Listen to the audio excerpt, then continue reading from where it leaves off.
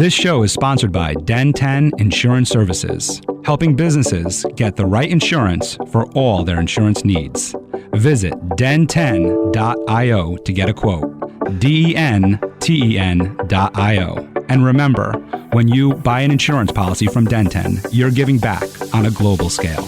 Hello, all my entrepreneurs and business leaders, and welcome to the Michael Esposito Show, where I interview titans of industry in order to inform, educate, and inspire you to be great. My guest today leads with enthusiasm and inspiration. She helps others become vibrant leaders who awaken their tangible potential. She is the owner and founder of BVisible with Mel. Please welcome Melanie Richards. Welcome, Melanie. Thanks, Michael, for your warm welcome. Well, thank you. I like to sometimes come up with my own creative opening. Sometimes I steal it off of somebody's bio and just use their bio because it's so well written that why reinvent the wheel. But very rarely do I get to pull it from what was sent over to me in the document that you sent. And lead with enthusiasm and inspiration and helping people leaders. And then you added, it's kind of my jam.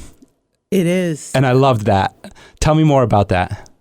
We run around as entrepreneurs and sometimes as employees and just as people in life trying to figure out what our secret sauce is. People say, look for your passion, follow your heart, tap into a wellspring. And what I really found is it's kind of like a sandwich. And I could say this because Pop, my dad, eats 6 things at 88. And on top of his favorite list is sandwich. And somewhere in a sandwich, you've got a secret sauce. The same way if you were a big brand, there's something that differentiates you from other people. And it's beyond a passion. It's beyond a mission. It's beyond a life's purpose. So yes, finally starting to call it my jam. Pop loves peanut butter and jelly. So what kind of jam does Pop like? He's a grape jam kind of guy. Traditional. Very traditional at 88. My wife likes to buy the strawberry jams. Pop seems to be an inspiration to you. The reason why I bring that up is it's an interesting reason is you walked in the studio here and you saw the Mets pennant up here, right? What's it called? Not a pennant. It is called a pennant, right? Yes, it's definitely a pennant. Right? You saw the Mets pennant and you said, oh, I'm a Mets fan. I said, why? You said, well, Pop would have it no other way, right? Because he was a Dodgers fan. And so to me, we ended up talking about how I became a Yankee fan because of my older cousin. The reason that we follow these people and why they share, I'm a Yankee fan because my cousin is a Yankee fan. But the reason why I followed him was because he was cool to me, right? He was the guy who was like, I aspired to be like. And so I assume that Pop was a Mets fan, and so there was something about him that you aspired or saw some inspiration in him that might have helped you with who you are today, and I'm curious for that. My dad lights up whenever you say the word baseball, regardless now of whatever team he's watching. Last week, we cheered on the Phillies. He'll cheer on, I think it's just the game. He loved playing baseball as a child, and they used to go to Ebbets Field. And they played stickball. And it was a time for him to like celebrate with family, kind of the connection. So sports really bound them together. The same way their love for music and their careers, most of the gentlemen in our family are veterans, their careers in the military. They were in the Army, they were in the Air Force. I have an uncle who was a Buffalo Soldier. But for Dad, sports is kind of that guiding spark that inspires him. And I love watching a game with him. You can't move him. Don't walk in front of the TV. Don't go anywhere near the remote control. It's definitely a lost in space danger, Will Robinson. But yes, his love for sports is really inspiring. I remember as a child going to watch him play baseball on the weekends until Mom finally said, I've had enough. My brother and my cousin and my brother would sit there making mud pies. And my mom would say, I've had enough. I've been outdoors all day. I get to clean up my muddy kids at night. I need a break. As she was a teacher. So, but sports really connected him. I think it's a source of his spirit, his inspiration, the Jackie Robinsons, the Hank Aarons, and he probably looks up to sports figures a lot more than I do, but that's kind of his guiding light other than music. And so for you, the Mets became, well, as you talked about, the Dodgers left Brooklyn. So you guys are Brooklynites. Or he was a Brooklynite originally. And my father would say Brooklyn's the center of the universe. So I'm sure your father and mine have a lot in common there. So the Brooklyn Dodgers leave. And so you guys chose, there's no way you're going to pick the Yankees because they're arch rivals, right? So you chose to become Mets fans, and you became one. And so I'm interested in that connection for you now. So your dad is so tied to sports, and was this a tie for you with your dad, or were there other ties between the two of you? Another tie ended up being writing, which was really kind of interesting. Mom encouraged my love of reading, but my dad, after a fourth grade picture that I finally just shared online, which is another longer story, part of a mental fitness journey, and kind of, trying to tap into your young genius, which Jeffrey Davis had encouraged me to do. My dad wrote a letter after my first fight as a kid, and I finally have a copy of that letter. I just got a copy of that letter a couple of months ago. It's the only time my dad picked up paper and pen and wrote my brother and I a letter. The most interesting part, I was in fourth grade. My brother was probably 2. And I finally have a copy of the letter, a letter reminding me to always pay attention to words, to use my intelligence, and to never raise my fists. No matter what names anybody called you, no matter whether you were in a situation which was uncomfortable, but to make sure that I never fought with another person. And that letter, I had been dreaming of having it for years. My mom finally located it. I remembered it. Dad wrote it with one of those tricolor pens, the red, black, and green pens. And Dad wrote this on the skinniest lined paper in green ink. Mom understood finally how important the letter was to me, and Mom will not give me the original. So I teased her. I said, Mom, Dad wrote the letter to me and to Kurt. I'd love the original. She says, I'm giving you a copy. And that's what you have, the copy? I have the copy. Do you know her reasoning for keeping the original? Yes, she realized after she finally read it, because she said she never read it then. She never read it. And when I asked her for the copy, she finally stopped and read the letter. And in there, she felt his wisdom. She saw his passion as a dad, his dreams for his kid, his hopes, and a reminder that you can't always protect your children. This was the first letter that he wrote about care and discernment. And I actually laughed because I think his letter actually turned me into a writer with a love of writing for it. So I think it's kind of interesting that sports and pop actually is responsible for my love of writing. That is very, very interesting. I'm also interested in the choice of colors. I don't know if we would be able to figure that one out, right? Of why he chose the green. And I'm assuming this is the pen that has like that blue bottom and white top with all the different colors on it, right? You're nodding yes. Yep. In those days, red was the color of ink that a teacher used. So my mom or Always someone red. else might use it to grade your paper. Right. It was for a teacher's comment or feedback, which wasn't always necessarily positive. It was written in a red pen to kind of distinguish it. I think he picked green to remind us, and that letter was to remind me to light up, to remember something else my Nana said, which was guard your light. And I think he picked the green from that perspective, hoping that the spirit in the letter would grow. So many things in life. I remember when I took acting classes, the teacher was very clear on this, that when a director chooses things, that everything is intentional on a set. And they make choices for everything, whether it's lighting, actors, the color of clothing, the background scenery and everything. And so that's why I asked the color of the pen and why that's so, because there is meaning to everything. But we make these choices. and they mean something. They're not insignificant. I'm also interested in his life. So he was a bus driver, tied to baseball, of course. And you mentioned Jackie Robinson. And the other thing that you also mentioned was in this letter, not raising a fist and nonviolence. So I would assume Martin Luther King also had an influence in your home. Most definitely. Dad would always, when he had a book, he was the one, he would read a book about African American or Black history. He would, on Sundays, we would watch Gil Noble's Like It Is. He would lead kind of from the perspective that we were all different people of different cultures.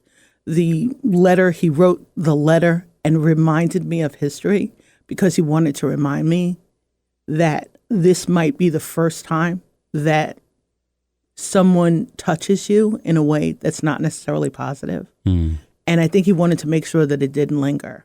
He hadn't had a chance to have the discussions about history or to tell me the importance of a Jackie Robinson in his life or Hank Aaron. I remember sitting at a Mets game where Don, and I cannot remember his name, it was like 17 innings. My mom was like, can we please go?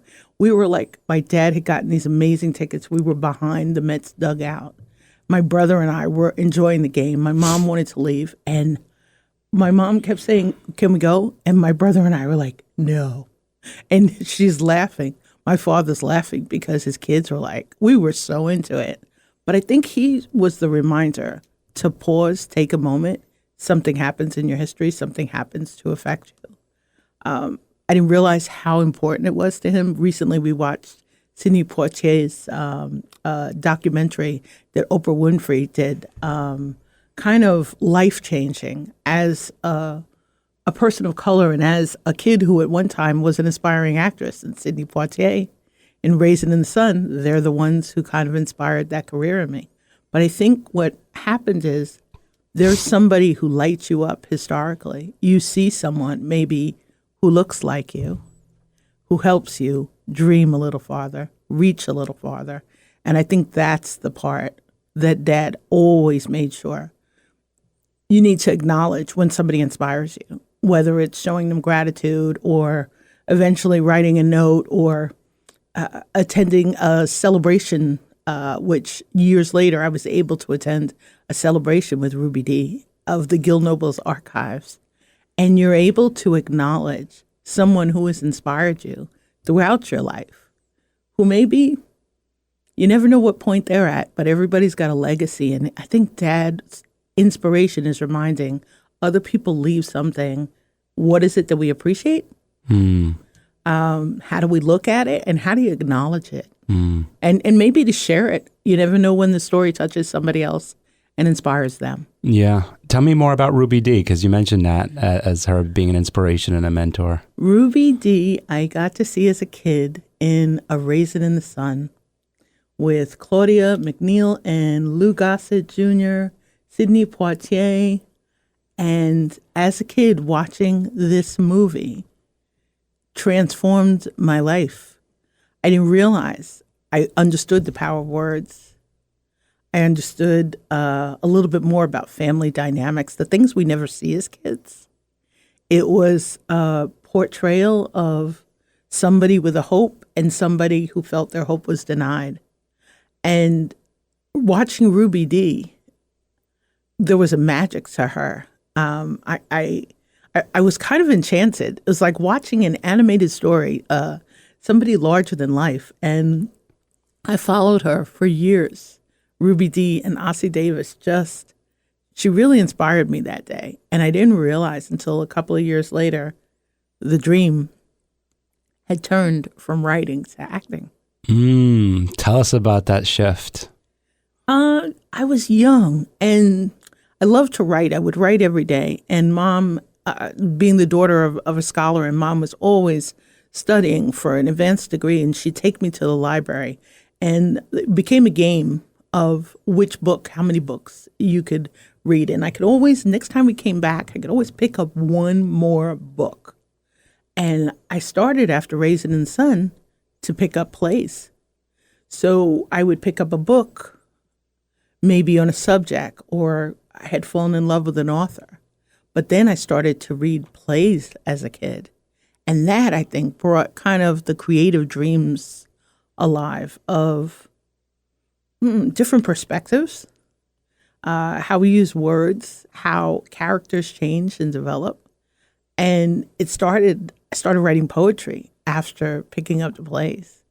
And then that love of writing poems then became kind of a dream of, well, what if? And then in school, joining Glee Club, or being on, HMS Pinafore. And I'll never forget that song, I Am the Captain of the Pinafore.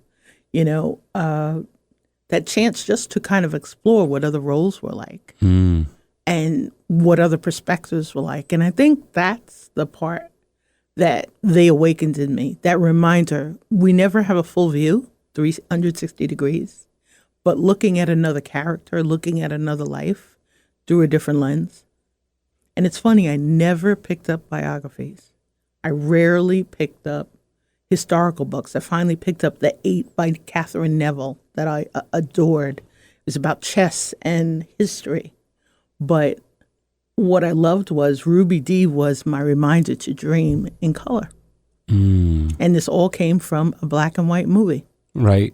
That's interesting, isn't it? Ironic and dream in color, but came from a black and white movie. Yeah, it is. Something else you mentioned earlier was seeing people like yourself, right? And being inspired by that. And we hear that so much, especially about women in business, and you're a woman in business, but then also color, right? And speaking about that as well, and being able to see people that look like you and be able to aspire to their greatness or their success, and the importance of that. I'm interested in your perspective on that, and if you could expand on that for us. Kind of interesting that being a kid and being surrounded by people in the arts, and I went to the School of Performing Arts. As a child, I didn't have an opportunity to meet a lot of business women. It was rare. I was surrounded by educators and surrounded by people in a variety of industries. And until I became an entrepreneur myself, I didn't see anybody who looked like me who was an entrepreneur. All of the articles or the newsletters. And I started reading at one point Black Enterprise. And that, I think, was the beginning of starting to see, or in Essence magazine, where you could see somebody larger than life. And in Black Enterprise, I think was the first chance to start looking at the filter of what being an entrepreneur and a person of color was like. But until I moved to the Hudson Valley, and I'm really grateful, somebody noticed me floating around at the Orange County Chamber of Commerce. And they realized I needed a mentor. I needed somebody who'd been there, whether it was in the trenches or at the heights. And what was interesting was, a person introduced me to Shirley Felder Morton, who I greatly appreciate. And I met Shirley Sutphin after I met Shirley, and I crack up the two Shirleys. But there weren't a lot of people who could explain to you what the ups and downs of being an entrepreneur were like. I had been to business school, so you had that perspective of it. And as an employee, one of the partners in my boss's promotional product business was a woman, and Betty was inspiring. She was probably the first, but as an employee, I'm working for her. I'm not working with her. And I never asked her what the journey was like until after I started my first business. And what was your first business? Was Prism's Promotions. And back then, the industry magazines said for women, if you're a gentleman in business, a man in business, you should have the word marketing in your company. And if you're a woman in business, you should have the word promotions. Interesting. When I came out and started sharing that as a full-time entrepreneur in the Hudson Valley, there were a couple of other women who had read that same industry publication years ago, and promotions was in their name. So there was no differentiator. People were like, well, what do you do that's different? You do the same thing as so-and-so, or so-and-so, or so-and-so. And I said, no. And they said, you don't do the same thing? I said, no. we're all different. We all have a strength. There's a different mission or vibe. Mm-hmm. There's a different purpose. There's a different way we serve others. Different way we show up. Different cultures, different backgrounds. Mm-hmm. But it took a long time as a woman in business. And I'm grateful to be in the Hudson Valley because to have met so many women in business and have a chance to have conversations, no matter what stages, whether they were dreamers or like I was, a full-time employee with a part-time dream. Mm-hmm. You make me think about some of the small business owners that maybe get overlooked in our communities. The barber shop or the hair salon and the nail salon and the deli and the different, you grew up in the Bronx and I grew up in Queens. And so we know these small business owners. And I mean, here in the Hudson Valley, it's very similar too. But you go down Main Street or in your local area and you have these small shops. And I just think they've always been around, right? So women in business have always been around. But why do you think they were maybe overlooked for so long into where we are today, where now there's this girl power kind of thing happening, this movement happening? Part of it, I think, is the stories that we share. Mm-hmm. Whether you're a child listening to conversation that your parents are having over a dinner table, or you're having dinner while you're watching the news or breakfast. Culturally, we didn't have a TV on during a meal until I was probably almost a teenager. We never had a television on during a meal. The stories that we hear, the stories that you share, that neighbors tell each other, they're sometimes how, in the old days, we would discover businesses. Women's stories, occasionally today, can almost feel like a flavor of the week. Mm. And I'd say that the same way from the perspective of being a woman of color. Mm-hmm. There are times and seasons when certain stories affect people, mm-hmm. and people really listen to them. But I think as women in business didn't often tell their stories with emotion. You didn't often get the passion. I now see it when you see young entrepreneurs and you see these vibrant young people inventing products, and people are sharing the story, the dream, whether it's financing or, how they want to pitch competition. It's a whole different conversation about the journey. Mm. Before we had so many entertainment sources, so many sources of culture. We shared our culture, as you would say, that brick and mortar in the city. You could see different cultures walking around, but you never had a chance necessarily to see a woman in business active in a brick and mortar store. Sometimes they were the woman in the back. They were doing the books. Mm. Sometimes they were the chef in the kitchen. Mm-hmm. Rarely were they the person who would necessarily greet you and welcome you to their restaurant or to their business. I think that's what's changed. How we invite each other in, how we share information, how we discover our gems, that's changed. And how we accept it all, I guess, yeah. I also think back, I think about my childhood, and I knew a lot of women in business. I had my father's first cousin, his wife owned several hair salons. Aunt Ellie, we called her Aunt Ellie, but she was a cousin, but she owned several hair salons, and I remember seeing that, but never knowing that word entrepreneur at the time. That wasn't something until recent that I know now, that she was an entrepreneur. She had opened up one salon and then it went on to many others. I wonder now with, this comes up often, right? Especially whenever I have a female entrepreneur or business owner come in to do the show, is we talk about women in business, and we talk about that shift and how trying to uplift the business community. You seem very objective, and so I want to ask you, what do you see as, what does balance look like for you, right? So I see you smirking, so you already have an answer to that. Wonderful. So what does balance look like for you in terms of all of this, in terms of equality with race, gender, all of this? What does it look like for you? Now I have a definition of it. Back then we didn't, as you would say. The women we saw sometimes were entrepreneurs in an environment where a male owned the brick and mortar store. The hairstylists I know had a booth. They operated their business within someone else's business. What's changed now for me, I think, in terms of balance is I now know who Mel is. And I'm comfortable sharing that with anybody with caring, kind eyes in really safe places or spaces. I think that's the difference. That for me has become the balance. Part of it is it's definitely a journey, and it wasn't in the books, and it wasn't necessarily in the inspirations. Something happens in life to change us. And I'll say now my balance has been being in a season and an extended season of gratitude, grief, and growth. That is leading to balance.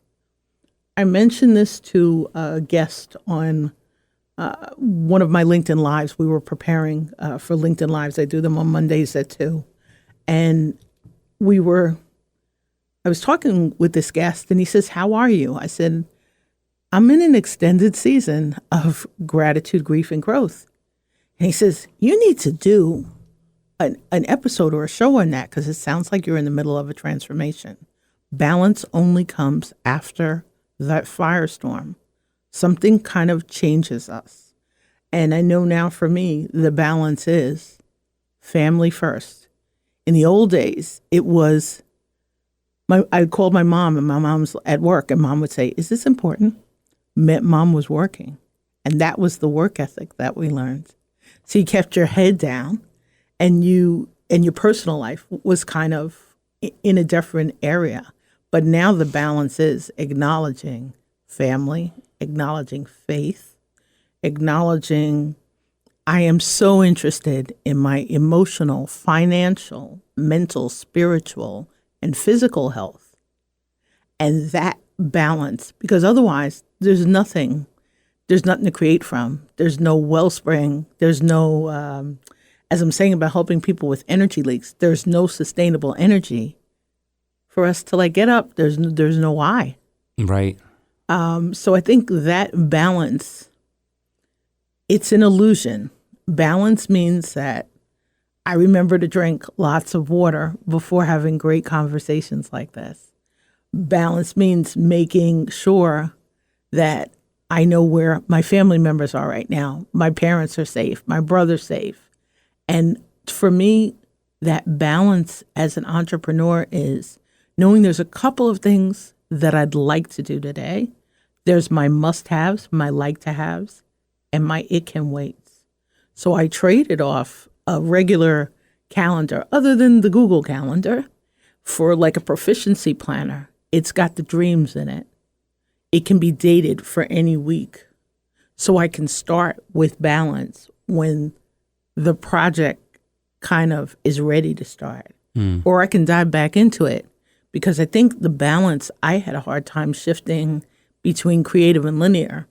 I was the finance major. It was about the books. It was about the numbers. But the balance now is it's about people. It's about showing up today as the best human I can be. It's about showing up tomorrow, hopefully a little better than I was today, and knowing when I need to take a break in between. That balance of an entrepreneur, it's not in a book. No one's giving it to as kind of a secret sauce, but that's the part that I'm learning. If we don't have that energy, that wellspring, we're not going to make any traction. This is my third business. And each time you learn by the mistake, by coming up with an idea that somebody else, maybe you didn't turn it into intellectual property soon enough. Maybe it became popular or adopted by others. So I learned, keep changing the names. You mentioned some things can wait and some things are dreams. I'm interested in both, but more so the dreams. What are the dreams right now for you? So finally, the beta course, Creating Connections to Scale, will be released. kind of as a birthday present, a holiday present, I'll say, kind of for myself. It's been baking for a while. And there's a book behind that. And I'm really excited because I just signed up for a writing membership. So it's funny, that little girl that Pop inspired to write, she's back. And the dreams of writing, whether it was being in School of Performing Arts and Ving Rhames and a wonderful, wonderful teacher, Murray Bronstein, saying, you should write a play. You know, to think of that the girl who started out writing poems and dreaming of being an actress might write a book, might write a play. That would kind of be back, I think, to the dream's full source. And the other big dream is really continuing to work virtually as much as possible so that I can work from anywhere. So we can travel and really fully support my parents. And my brother is a full-time caregiver working from home. Tell us about that, the virtual experience for you. It's interesting. You and I had a conversation a while back about this, in that you're an introvert, and yet you were out and about and going to all sorts of networking events and running networking events. And we didn't even get into your leadership academy that you were a part of and everything yet, the Orange County leadership from the chamber there. But this shift to virtual and how that actually helped you, right? And you identified it as, you used a different terminology that I'll have you share with everyone, and being able to embrace this virtual world and be able to become this, say the word for me, please, not introvert, but... a trained ambivert. Ambivert. Tell us about this. So the invitation online, as years ago, the Orange County Chamber was having an event, and another organization was having an event, and I didn't know about the other organization. So I went to the chamber event, and then a friend said to me, Mel, you're not on Facebook. You went to the event with 20 people last night. I was at an event with 125 people. It was the reminder to look for opportunities on social media. And one of them was a conversation with an entrepreneur who said, oh, I'm part of a women's entrepreneur network. So I joined this group at that time. Maybe there were 60,000 members. And it led to... Is this Lori's group? No, this was a women's entrepreneur network by a woman. I think she's in North Carolina. Okay. It took a while, but around the time of discovering Lori Ostrovsky's group and Hudson Valley Women in Business, I was just starting to dabble more online. And people were inviting you places the same way they would invite us to live events. And this is pre-COVID? This was 5 years ago. And somebody invited me someplace, and I'm like, oh, okay, I'm going to go. And they're like, yeah, you need a computer and you need Zoom. And I'm like, okay. So you hop on Zoom. Back then it was a free account. And she interviewed me. And then somebody invited me to an online conference. I attended the conference. Somebody invited me. Each one led in a funny way to a speaking opportunity. It kind of opens up, we're running around, driving everywhere, lots of tolls, lots of gas, 6-7 hours days. We feel like road warriors.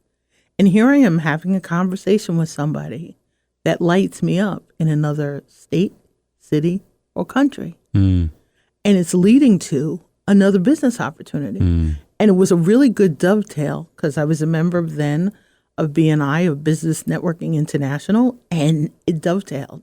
But I think the online stuff, following people like Ivan Misner, the founder of BNI, or following the people we dream about seeing, that they were in the other side of that virtual world. Like, oh, this is how it's done.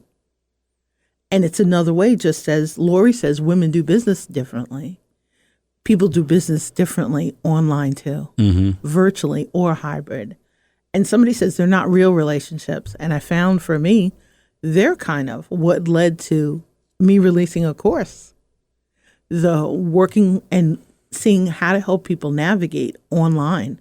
It made it a little easier for the introvert because I didn't have to recharge my batteries as much in between virtual events.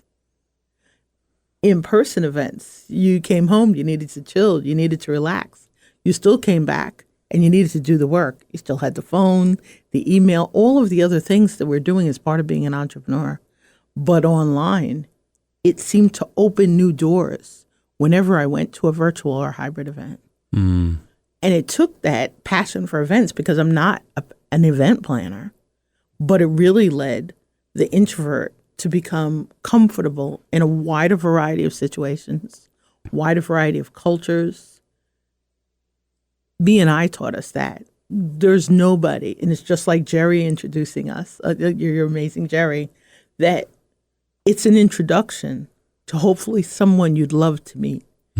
And people are like, oh, I need to feel that in person. Like, people sometimes don't trust it as an introvert. I learned to look for screen energy. There's somebody on a screen, maybe, and I did the same thing that I did live. I would look for 3 people. Somebody you maybe wanted to have a conversation with to help. Somebody you wanted to connect again with, somebody to learn from. And maybe meet somebody who you kind of wanted to hang out with.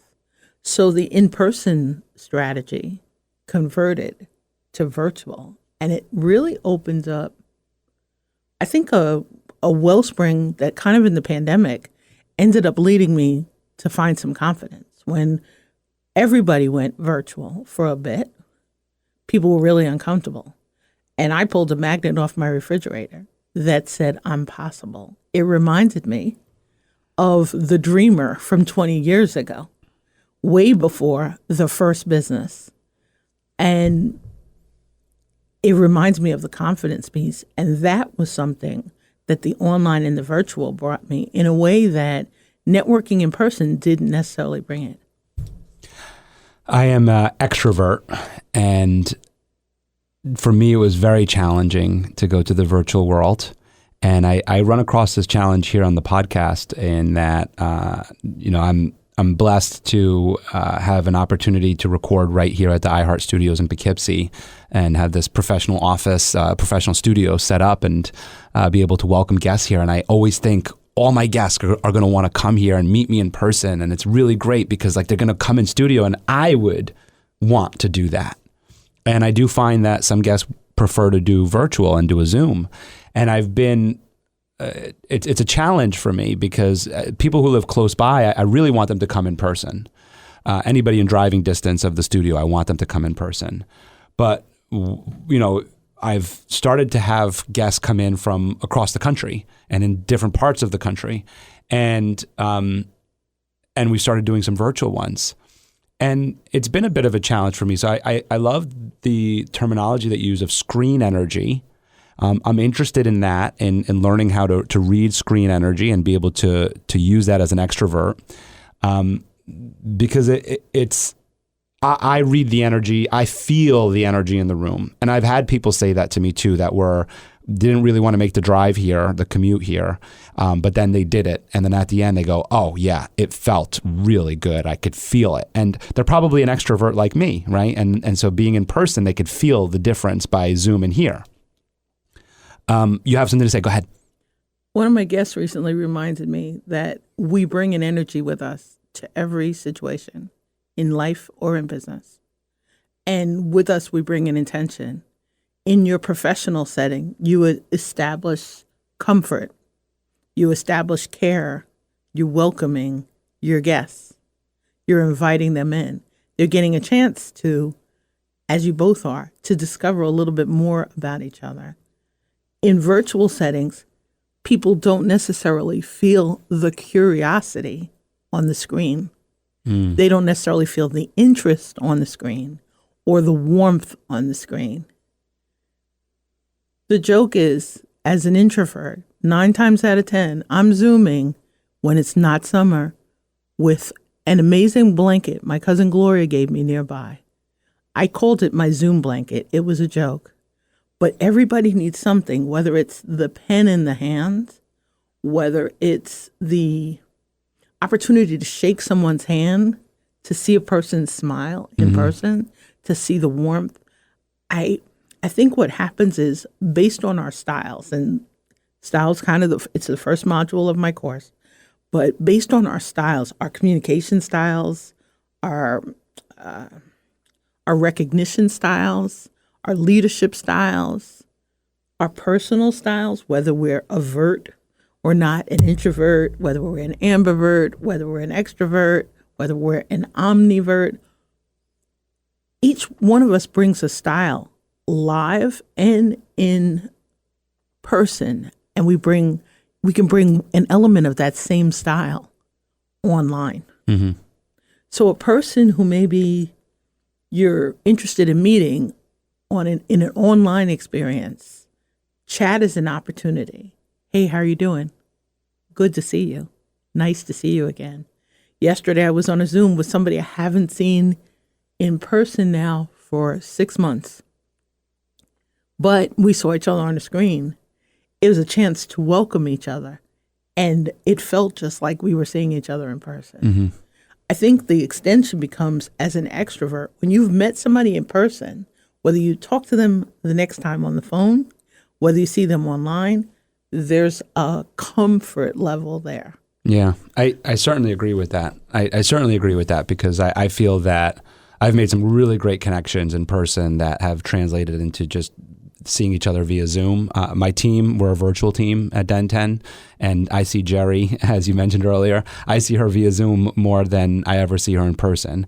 We do see each other in person at least once a month, me and my team, but for the most part, we do it via Zoom. There's a couple things that I don't want to dig too far into this. For me, just so you know what I mean by this too, is it's more about the first time connection. And sometimes with the podcast, it's the only connection that I have with the person. It's they come on the show and that's all I have with them.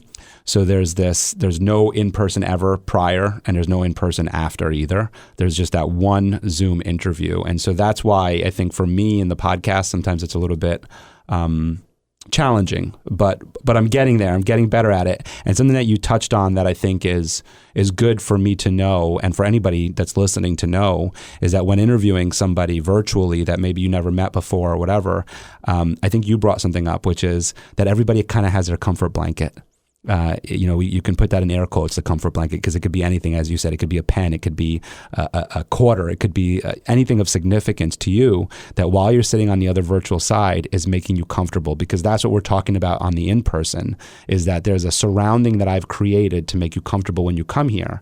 And so potentially what you're saying to me, what I'm understanding at least, is when I'm interviewing a guest virtually and they've never met me, and I've never met them in person, a suggestion that I'm taking from you is to offer them, hey, why don't you take a moment and make your desk, make your surrounding comfortable, grab something that will ease any discomfort for you right now. Maybe it's a cup of tea, maybe it's a blanket, maybe it's a pen. Put that at your desk, put that at your side right now, and then we'll start in the next 10 minutes. What do you think of that? I think that's cool. I think another way to, just as today, and I can say this from my promotional products hat, send them a welcome gift before you meet them. Ooh, I like that. Find out if they're a tea drinker or a coffee drinker. One of the amazing... You just upped my costs here. Well, think of it the same way. If you're meeting a guest and you were meeting over breakfast or lunch or dinner or for a drink, sometimes there's that cost. I think somebody I really appreciated this years ago. I'm joking, but I like it. I think the same way you welcome someone, find a way to welcome them virtually. Right. The same way you would in person. That's great. That feels compatible to Michael's style or to your business brand style, and tailor it for the person. I think it's also one of the reasons why style's the first module in my course. We can share style in so many ways. You can share your personality style. We don't always do that in business. We were taught, in the old days, the FaceTime. I was having a conversation with somebody the other day, and they were talking about, I need to show up the same way at work every day. Does that mean that you park in the same parking spot? Does that mean that every morning you're drinking the same beverage? Does it mean you're taking the same path to your office or to the water cooler or for coffee? Play with it in a way that shares your energy and shares it to kind of brighten up and lighten up our world. I think that's one of the things as entrepreneurs. If we're here to solve problems, hopefully, and if we're here to serve others, yes, people, we love getting paid. We enjoy the rewards of it. But if we're here to help others solve problems, it can start from, what's the best way for me to welcome you? What is one thing I can do to increase your comfort level? And maybe it's just like we said when we first met, and you were like, I'm an extrovert. In person's my thing. And you know what? You went out of your way to make sure I was welcome today. And just do that same thing virtually. Reach out almost as if you could through the screen. You know, what I love about these last couple of minutes here is it's the reason why I started the show.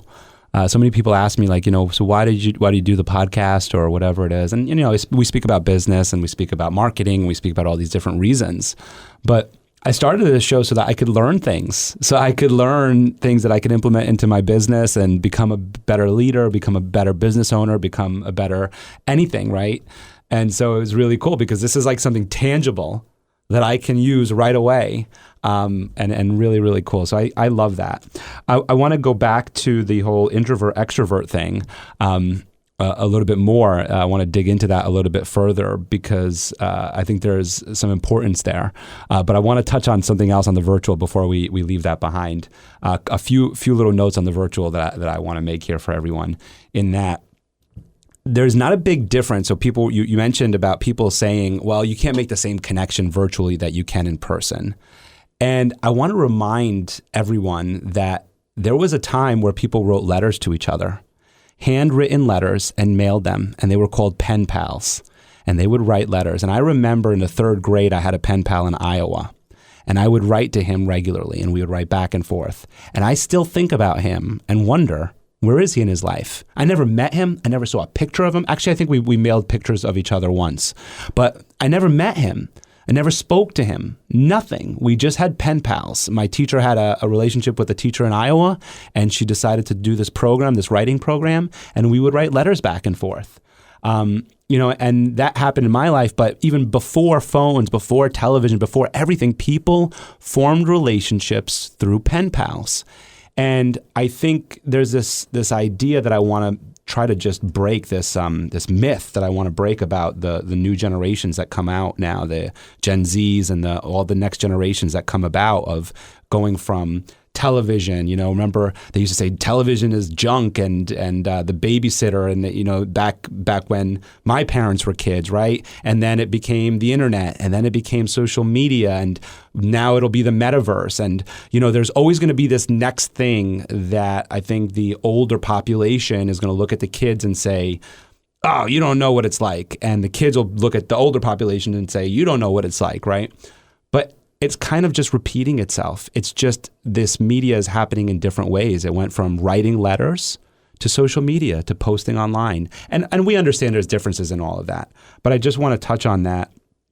There's no difference, between a pen pal and meeting somebody virtually and only knowing them virtually. There's so much that happens in the virtual world of just WhatsApp and Facebook that you can form and have significant relationships online, and they could be very meaningful. And I'm not talking about the catfishes of the world. Let's not go there. I'm talking about the real significant relationships that we can trust on and count on. They can happen online, and that's okay, and that's a good thing. That's a great thing. That's great. That's one of the great things that I think social media has brought to us. And to kind of just put a fine point on that, I was at an event yesterday, and the real estate broker, his name's Ryan Serhant. And he actually is somebody who I've been following for a very long time and had an opportunity to meet. So it was really, really cool. It's why I was at the event, so I could meet him, of course. But what I want to touch on is the social media aspect. He was talking about a property that he had just sold. Actually, he was asked a question about this property that he just sold in New York City. And he sold the property. It's a $60 million townhouse in New York City, right? He sold the property via FaceTime to somebody in South Africa. The person in South Africa never stepped foot in the apartment, in the townhouse, never stepped foot in the townhouse, never walked the city street, never did anything. All he did was trust Ryan Serhant, his credibility, what he does, what his team does, see the apartment via FaceTime, and purchased a $60 million townhouse, and which, by the way, was double the price of the other townhouses on that block. So it's not like it was the same price across the board or a good deal. He paid twice the price via FaceTime. So just to put a finer point on this whole virtual thing. Now, back to our introvert extrovert. You mentioned when you used to leave a networking event and in person, you'd have to go home and recharge your batteries. And it reminds me of the Simon Sinek quote or conversation that he had recently, or I heard it recently, right? Back on YouTube, where he talks about introverts. Let me talk about extroverts first so that I could leave you with the introvert part. Extroverts, when they go to a networking event or an in-person event, they gain energy. They gain what he called like quarters in their bank, like money in their bank. And I feel that to be true. Like I get energy when I go to a networking event. I feel the energy. I leave there and I need to actually come down. I need to sit on the couch and watch something to come down from the high. Last night I got home. I needed to sit on the couch and watch a TV show to come down from the high of my day.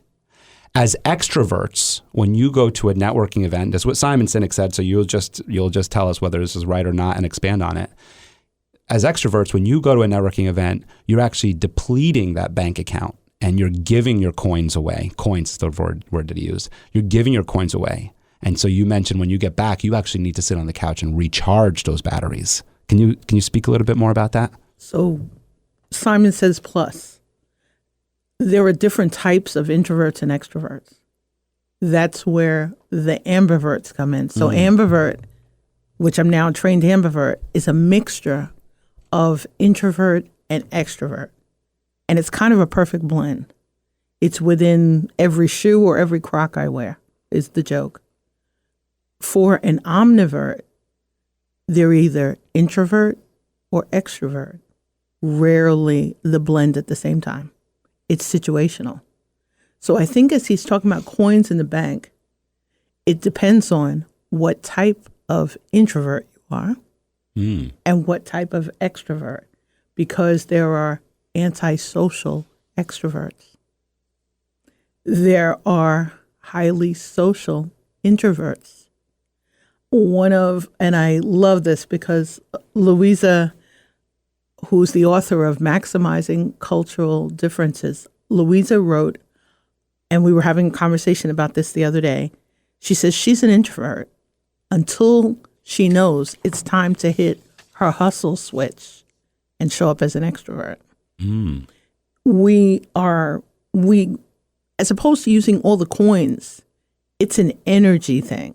So in some of us, it's, as you're saying, it's the energy charge or recharge or depletion that kind of helps you refuel depending on which style you have. In other cases, like Louisa says, she knows when she's out there, when she's about to give a keynote speech, it's time to hustle.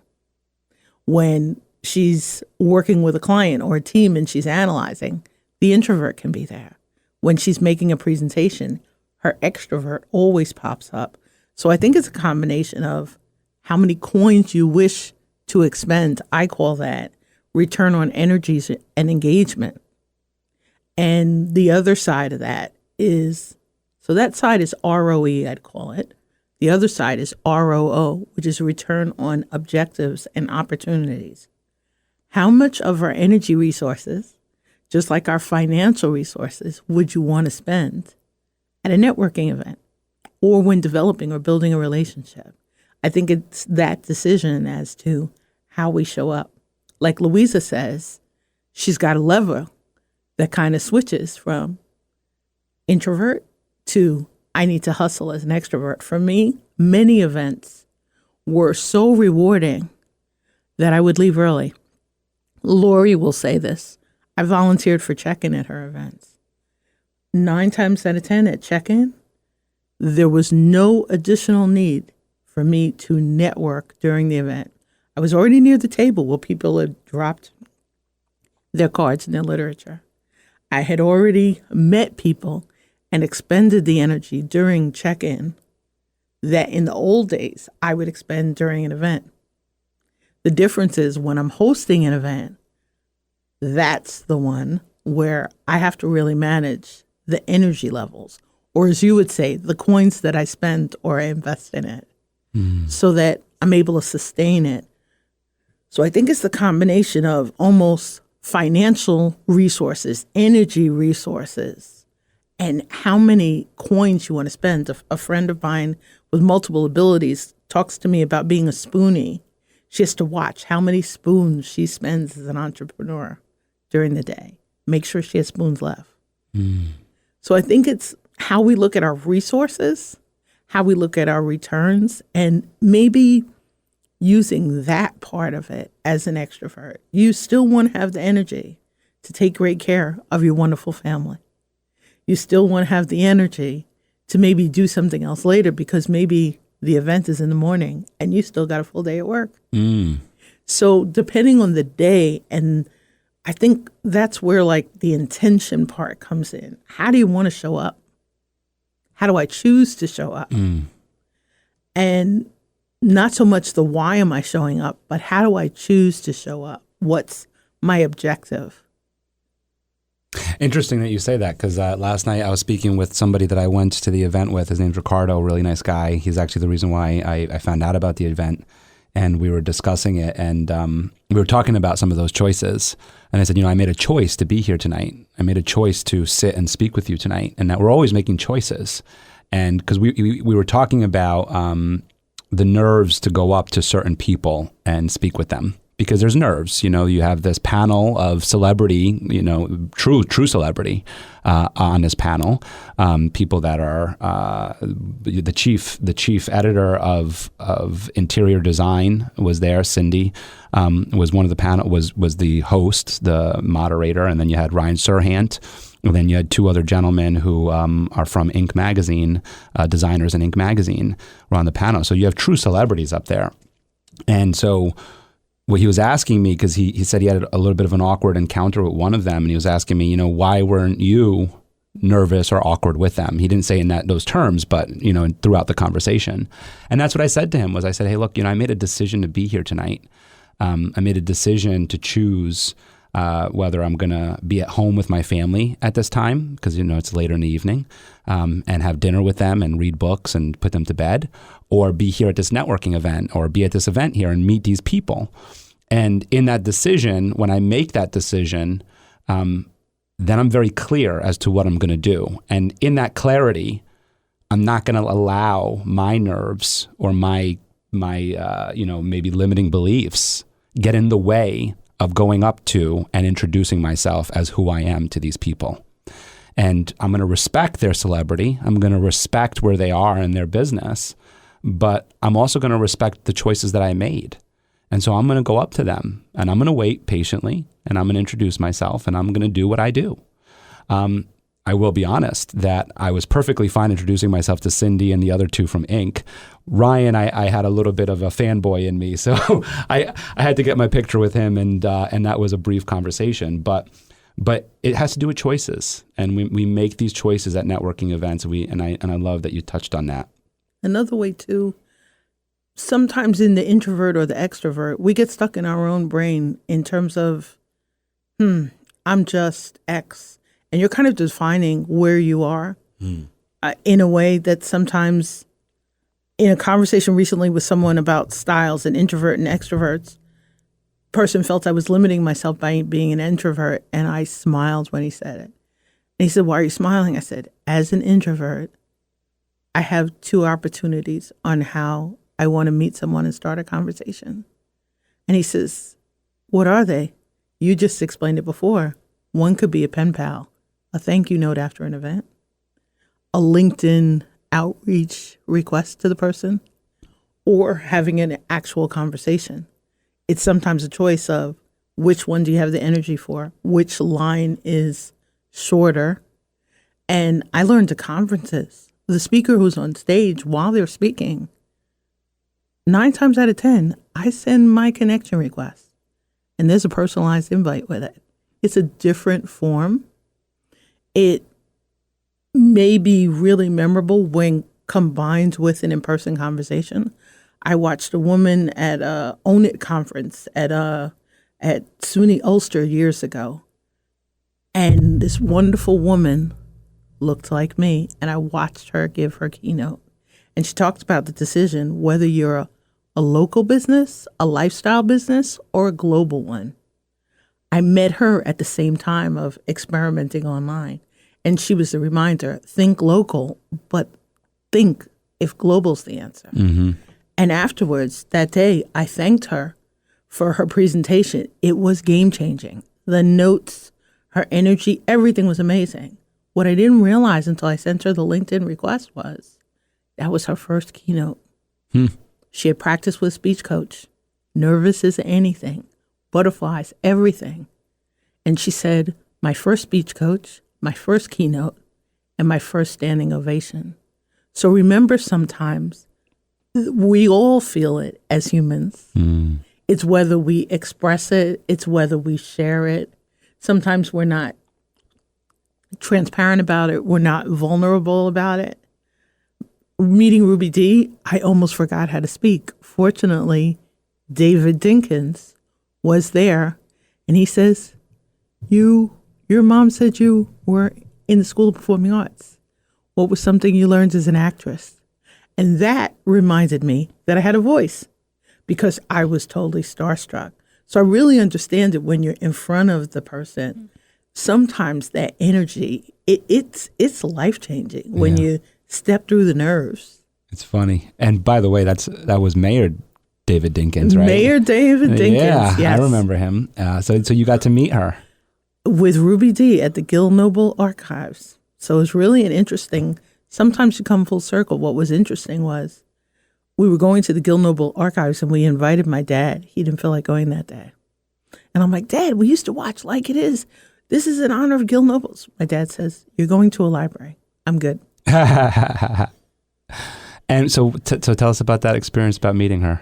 That experience was magical. Yeah. Oh yes, you said that earlier. Yes, a client invited us, and I got to share that day with family on such a wonderful level.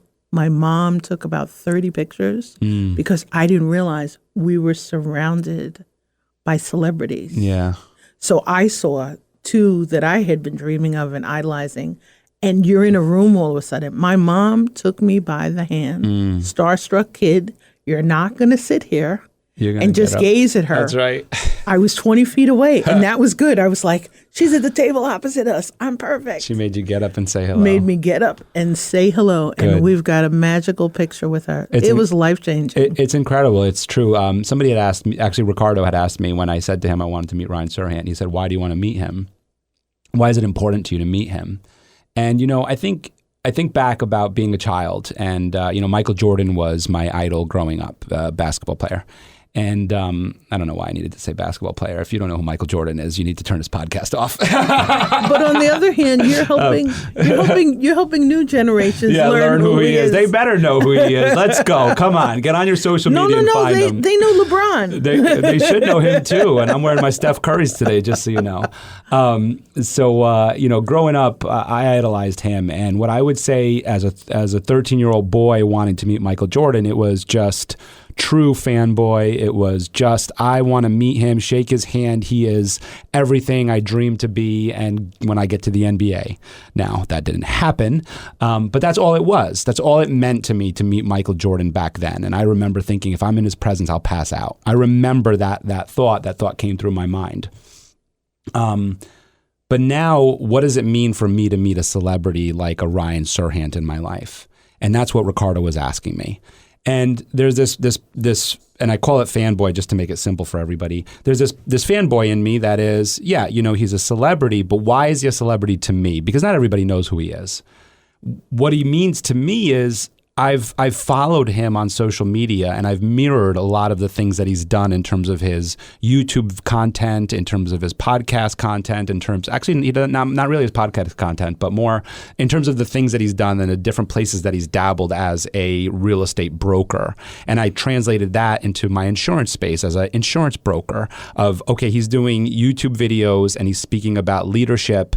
I'm going to do YouTube videos and speak about leadership very similarly, right? And how they relate to the insurance world and how they relate to my world.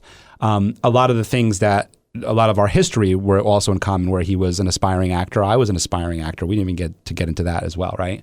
He made it on TV. I made it on TV.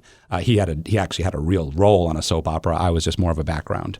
But anyway, it's not to discredit myself in any way, but just that there was a lot in common. And so I was drawn to him, right? And then seeing his success in the real estate space, also my aspirations for success in the insurance space. So there's that portion of it all in terms of the fanboy portion of like, I want to meet this guy, right? But when Ricardo asked me that question, moving past that, it was not just about meeting him, but about being in the room with. And what that means to me is that it's not about meeting him. It's about me creating opportunities in my life and in my business and in my career that bring me to a place that I'm in a room with people like him. So not about meeting him, but about people that are at that level, that are expanding in their careers, that are looking for new ways, that are entrepreneurial minded, that are visionaries, that are looking to connect and collaborate and do things differently and be creative. It's about being in a room with people like that. And that's what it meant to me to be able to meet him. And that's what it means to me to be in those rooms, is that it means that I've stepped into that space in my career and in my life. So that's why it was so significant to me. And that's what it meant to me to meet somebody like that. And I think about you and meeting Ruby, and I know that you were very young at the time. And maybe it was more of that Michael Jordan fantasy kind of thing of meeting her. But as an actress yourself, right? There's that, you were in that room with the other actors and actresses, right? And so it's almost like it was real for you to be an actress.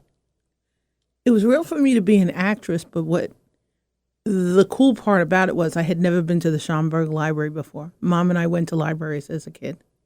That was my thing with Mom. So this is the first adult library trip, basically because Mom was on a book club.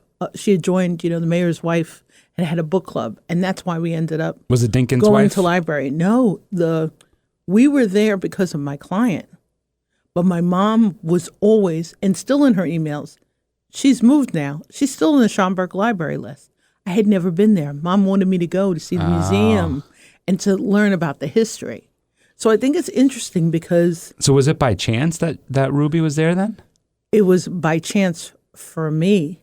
But you knew Ruby was going to be there. I had no idea. So it was by chance, right? Totally. Actually, we were in a celebrity environment. And you did not know that was going to happen? I had no idea. No wonder you were awestruck. And what I loved was we were with my aunt. We had dragged my aunt in, and my uncle Ollie was a Buffalo soldier and a musician. And a friend of his, musicians were there, artists were there, cultural poets, people, spoken word, actors, politicians. It was such a cool environment. I had no idea when she invited me. Incredible. None. I want to just shift gears now a little bit into your leadership experience. And you mentioned your greatest success was helping your godson. And it just, I would like you to elaborate on that, because it was helping him graduate, and you say your greatest success. So this is so meaningful. We have a choice of how we show up.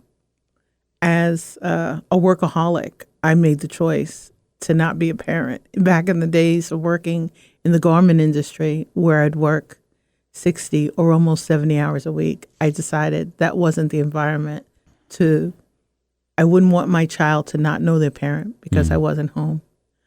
And his mom and I, another girl from the Bronx, met in college. And She was a brilliant, amazing woman. And she's now one of our guardian angels. And I didn't understand at the time when she picked 2 godmothers and her cousin as his godfather, of what that would mean. He's my oldest godson. And he decided to make 9th grade the career. And Kay passed when he was about to turn 9. And she was the one who did her homework with her child, who celebrated the awards that he got. And in the absence of his mom passing, he kind of lost that light to guide him. He was surrounded by people who loved him, but 9th grade was about to become his career. 6'2", almost 200 pounds, wanted to be a pitcher, active in sports, as you were mentioning. And his father called me and said, I don't know what I'm going to do with your lying godchild. And we took him in during the school year, got him into his aunt's school. And my mom, the teacher, then had to orient her daughter, because my mom had been tutoring him while he was in the Bronx, but now he's in my house. And I have to do homework for the first time. And I'm the new entrepreneur. And I'm still working full-time in the city. So I got to learn how to sit at the table with him and do homework when I had no energy. And we studied once for a test, and it was social studies, and history was not my thing. And he obviously was my godson, not much interest in history either. But I taught him how to study by studying for history. And I was in the car with him for a commute, and we would study on the way. Well, one day I walk into the house exhausted, almost 8 o'clock at night, and the Energizer Bunny is on the other side of the door. And I hear this little voice, let her come in, let her come in. He got a 96 on the test. And it didn't light up his love for being a student, but he made it out of school by the skin of his teeth. Fortunately, because of our regents, he had passed at a younger age. And he pushed every envelope, and having a 19-year-old in your house who's not your child just before he graduates. Yeah. He didn't want to listen. But watching him go off to his prom in a suit from Roy Fuller, that, an amazing designer suit tailored for this 6'3", he just, had it going on, and watching him at graduation. And now the joy of seeing him as a young man who is now really eyes open to help every member of his family and share love in a way that when he was in our house, that young boy wasn't there. That young man wasn't there. It's so hard as a 19-year-old to live in someone else's house. Us boys, we like to be independent. He started at 16. By 19, it's time for you to go. And what's his name? His name is Daryl. All right, Daryl. Well, if you're listening, boy. Yeah, well, sometimes it takes that little kick in the butt, but it takes that support, that positive support that you gave and showed him. I know that I had that from my mother. I was fortunate to have my mother be able to be there for me and give that to me. I love that you call that your greatest success. You've helped so many entrepreneurs, so many people. I know Jerry speaks so highly of you. She said she aspires to be like you. You helped so many people, but that was your greatest success. And I think it's a mix of that, working that full-time job as an entrepreneur and then seeing that work go into this boy and who he's become today. I think that's really, really wonderful. Plus, his mom was the queen of bringing together a village. I never really understood before then. It really does take a village to raise a child. Right. I never understood what that meant. Yeah, it does. We see it. And I'm very grateful for the village around my children, that's for sure. You have done a lot of philanthropic, I'm having a tough time saying that word right now, but a lot of philanthropic work. And one of the places that you've worked for a very long time, for over 13 years, is you've been a board member of Fearless Hudson Valley. And I'd love for you to share a little bit more about what Fearless Hudson Valley is and how you got involved and the work that you're doing today with them. Fearless Hudson Valley is, I'd say, an award-winning agency in the sense that their youth educators have been recognized, and the organization helps people at the intersections of intimate partner violence, teen dating violence, and helps people with education, advocacy, and resources for non-residential or residential survivors. So families affected by violence. And our world it exists in so many ways. It's a near and dear cause to my heart. My Nana was a domestic violence survivor. And our cousin Tiffany would have been 44 this year. And she lost her battle as a college student with domestic violence. And I think I love being on this working board, and Kellyanne Costello-Larrier and Sarita Green and their amazing staff, they approach the intersections of building partnerships with law enforcement, with federal agencies, human trafficking. The agency's been recognized and received an award for helping with a case in Newburgh that the FBI was working on. And just an opportunity to create conversations, because it's Domestic Violence Awareness Month right now, and each one knows someone. It's whether we learn the story or whether we recognize the signs. So really an honor to be on this board. What are some of the signs? I am grateful to probably have the last card of 100 that I had in my wallet. Some of the signs are of human trafficking. They're at your nail salon. There's the person there who maybe doesn't have a phone. They don't appear to take a work break. They're coming sometimes in a vehicle with other people that are working there. And they don't seem to have much freedom within their role and during the day. And you observe this. Maybe you're there during lunch hour and they're not eating lunch. Maybe you see that it's a person working without a break. So human trafficking can be anyone, and it can happen. It is happening. You're in a parking lot and you don't necessarily make it home. You're in the next room at a hotel and you hear a sound that doesn't sound quite normal.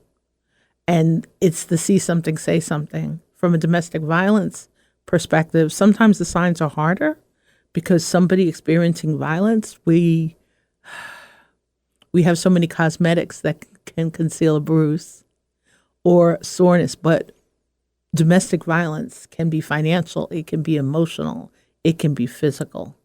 So seeing the signs, it's sometimes connecting a couple of things, but it's also remembering that the person experiencing it may not have a voice, may not be comfortable voicing it.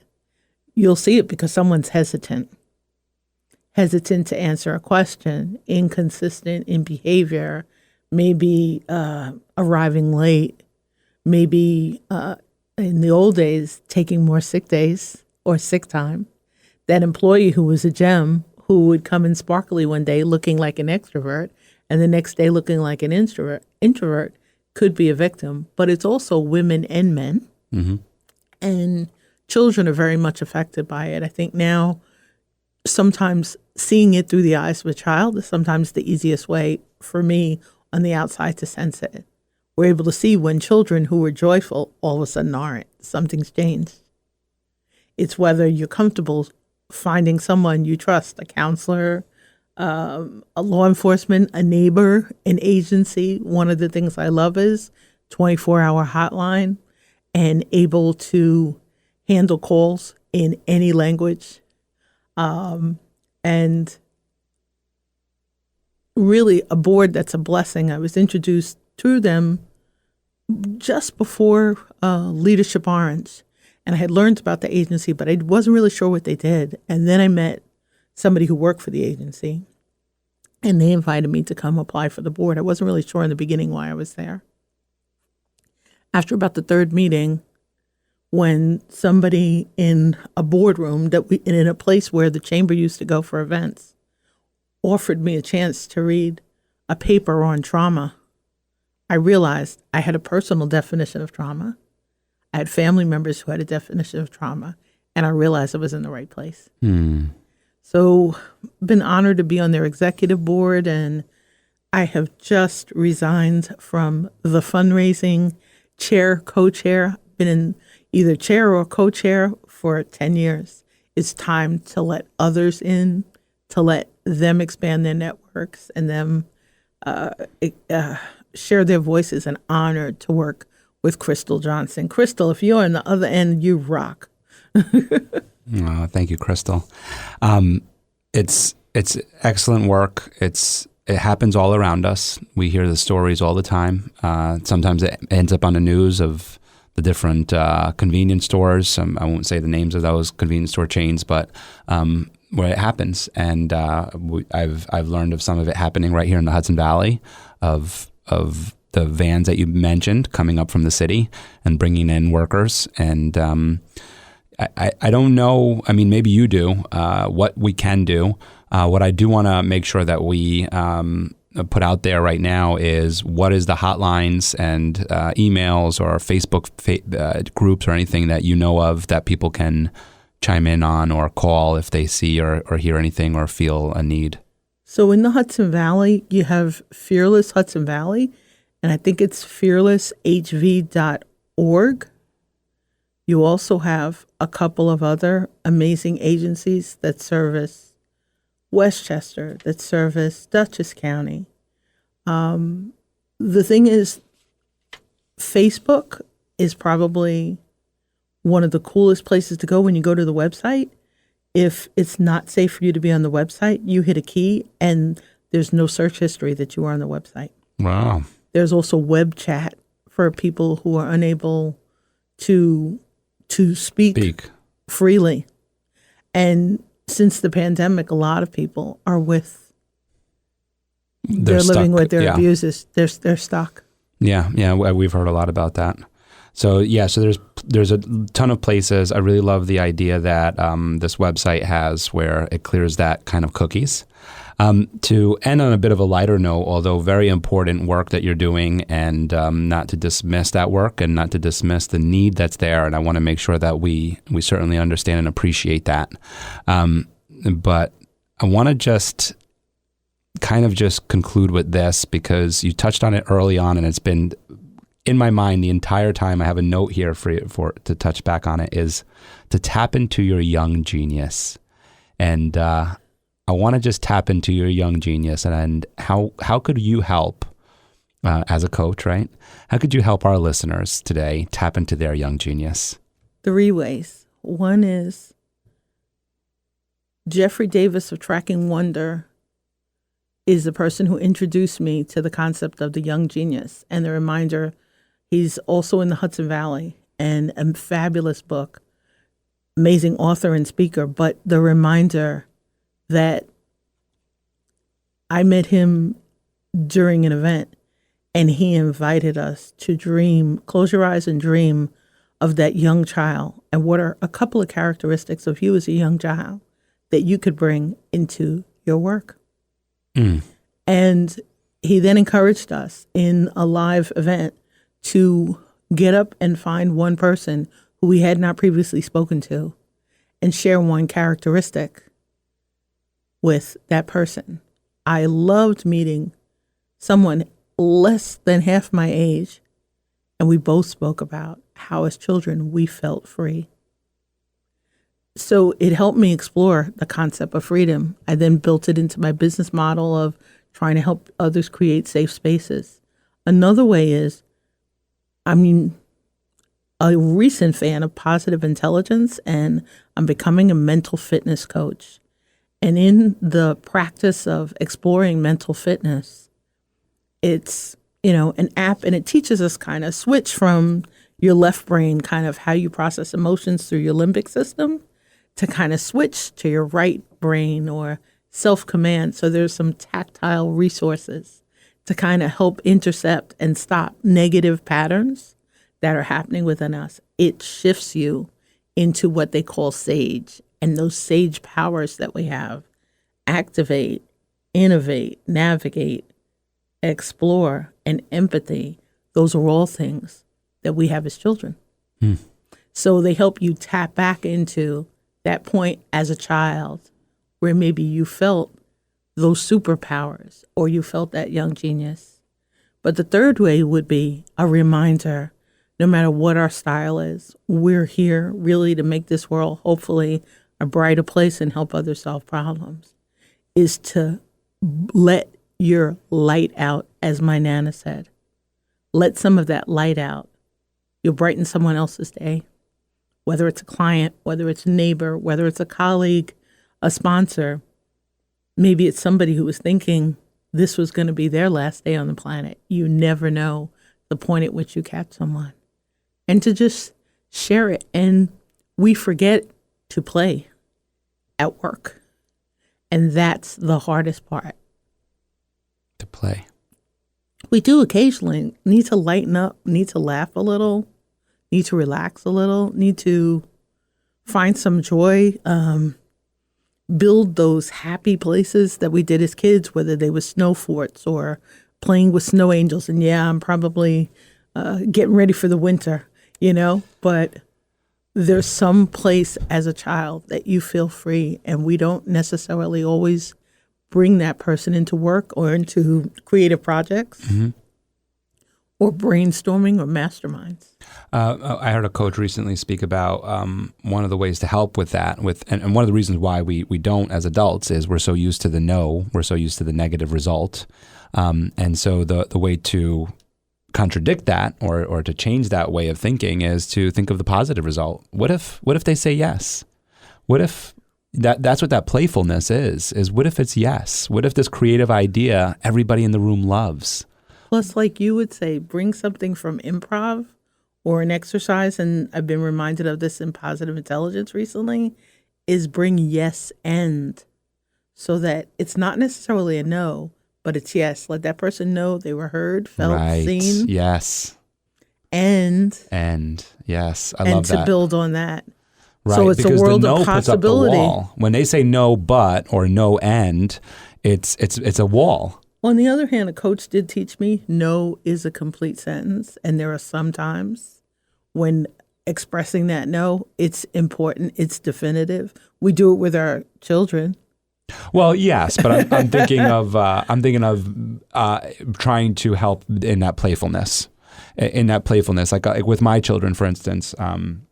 When they're playing together, I teach them, like what you just said with improv, I teach them to play along, to allow each other to have your own ideas and to say yes, to play into the idea. And you can do it differently. And that's what I tell them, is that just because you're saying yes doesn't mean that you're saying yes to their way of doing it. You're saying yes, like you said, to help them be heard, to help the other person be heard, but you could play into it in a completely different way.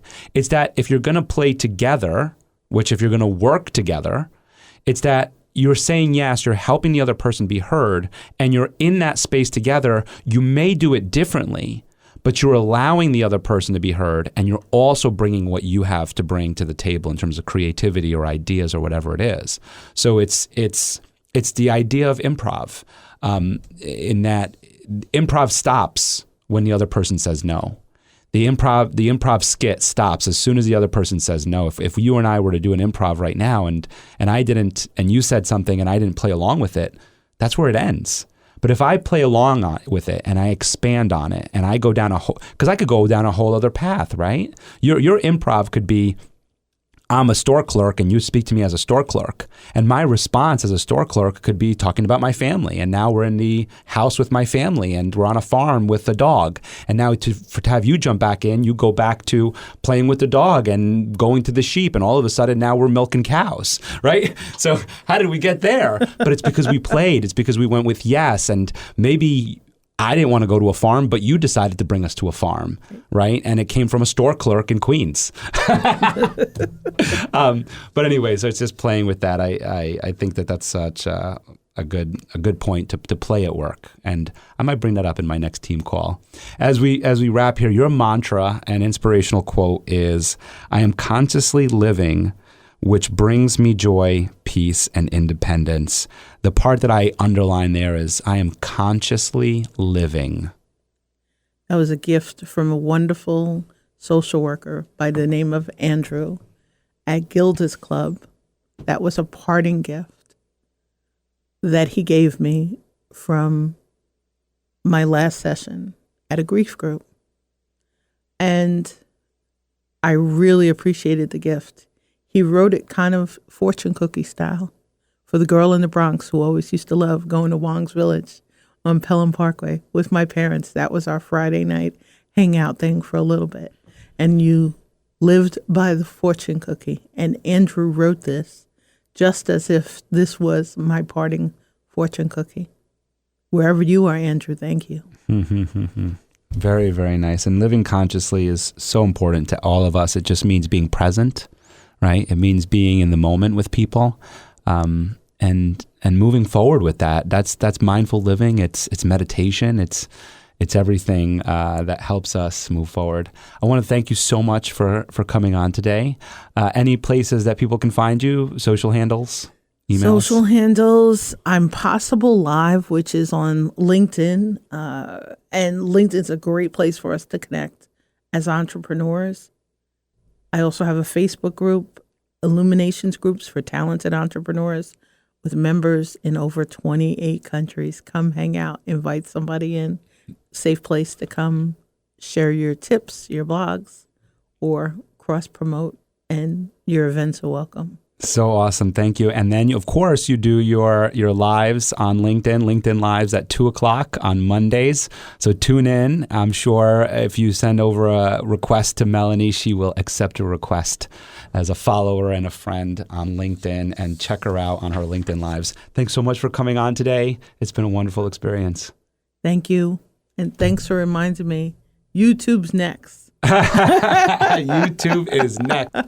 Thanks, Melanie. Thank you so much. Thank you for listening to The Michael Esposito Show. For show notes, video clips, and more episodes, go to michaelespositoinc.com/podcast. Thank you again to our sponsor, Den 10 Insurance Services, helping businesses get the right insurance for all their insurance needs. Visit den10.io to get a quote. That's DENTEN.io. And remember, when you buy an insurance policy from Den 10, you're giving back on a global scale. This episode was produced by Uncle Mike at the iHeart Studios in Poughkeepsie. Special thanks to Lara Rodrian for the opportunity and my team at Michael Esposito Inc.